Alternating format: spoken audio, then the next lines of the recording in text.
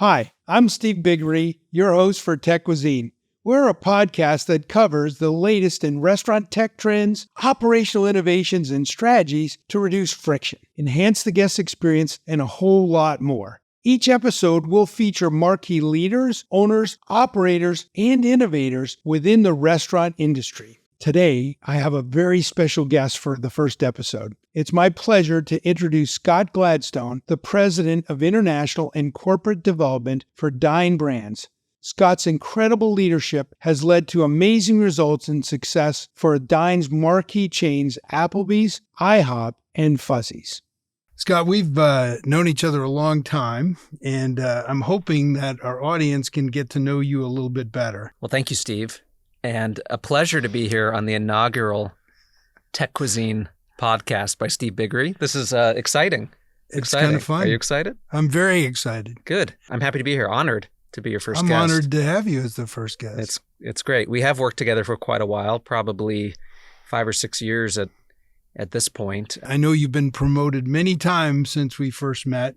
So can you give me an idea of what a typical day to you looks like? I wear a few hats here at Dine.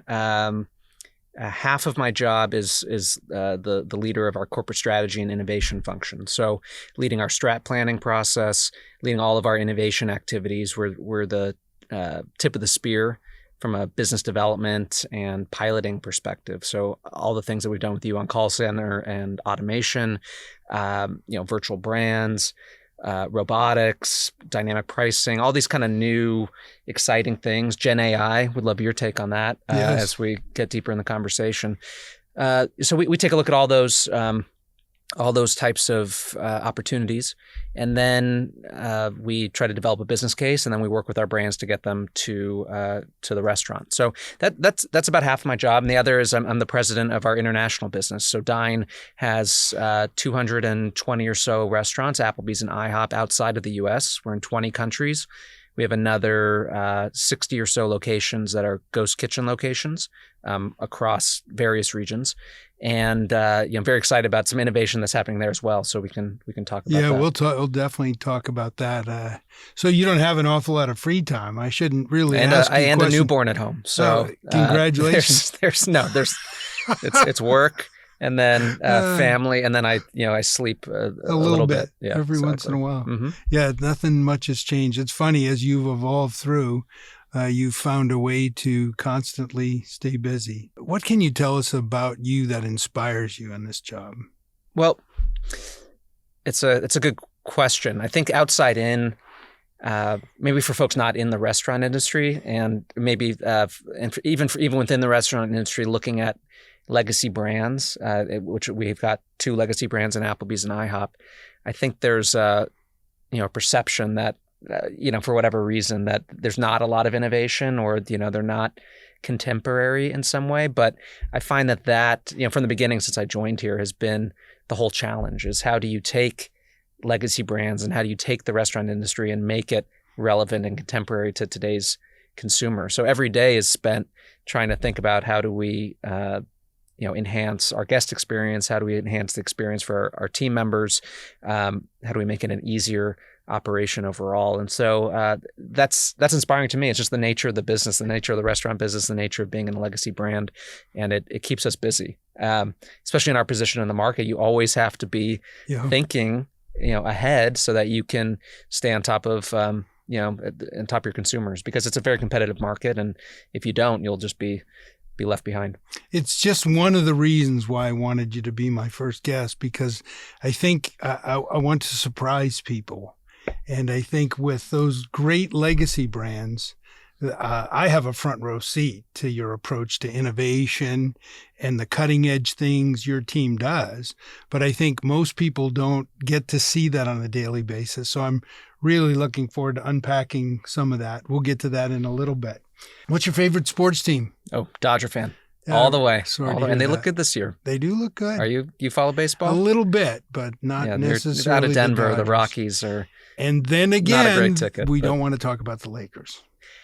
I will talk about the Lakers because they had a fantastic season. And, if you think about where they started to where they ended and look at it from that lens, it was great. But yeah, swept out of the playoffs by the Nuggets, your Nuggets, which is incredibly exciting. And Jokic is He's fantastic a great player and fun to watch. So. You know what? I thought of that as I was watching the game, thinking about you and thinking about how I could rib you about that since we're here in LA, but also just how the Nuggets are such a great team with such an inspirational leader. And I think that's one of the things that I see at Dine at all levels, really. The leadership is phenomenal and the teamwork is really good. I don't know if John Payton, our CEO, has ever been compared to Nikola Jokic, but I think that's if you look at it out of a certain lens, I can see that, somebody who's able to rally all different types of personalities and skill sets to drive the team forward. So absolutely. There's always a sports parallel to make. After I got over the giddiness of knowing that I'd be able to poke you with that, then I really thought about it's kind of metaphor. It's a great metaphor for Dine. I really believe that. I think it's such a talented team, but you have a quarterback that's able to distribute the ball to the right people, the right place at the right time, and that's where magic happens. For you personally, if there's a thing besides your newborn, what's your baby's name, by the way? There's baby Ander, shout out to him, and then we have a 4.5-year-old as well, awesome. Weston. So Weston. Hope you guys are in bed right now. I'm not sure what time our listeners are listening to this. As it's a joke, everyone at the Oscars, always says that. But, right. You shouldn't be watching me. You should be sleeping. Yeah, exactly. Awesome. So besides them, what would you like to be remembered for? Well, yeah, I think in the work context, hopefully I'm not remembered for work. Maybe I do something outside of the office. I'd really love to. We're going to get into work plenty. I'd love for this part. And one of the things I want to try to accomplish here is for people to get to know my guests personally. So we're going to talk plenty about the work and Dine and the innovation and fuzzies, you name it, pancakes, we got it. But this part is really more about what you'd like to be remembered for in the world. God, that's an existential question. Hopefully somebody that was there for other people when they needed them, whether that's family, friends, etc. And, in the work context, I think it's somebody who always asked questions, right? Didn't sit still. I tend to get a little, fidgety. So when I'm sitting one place, and so always asking, why do we do things this way? Why is this, how do you push the status quo forward? So I think that's the work element. And hopefully I get some results along the way. And it's not just, trying out new shiny objects all the time. But I'd say it's, that I was willing to take some risks and ask some questions. For more information about Techuisine, please visit our website at techuisine.com.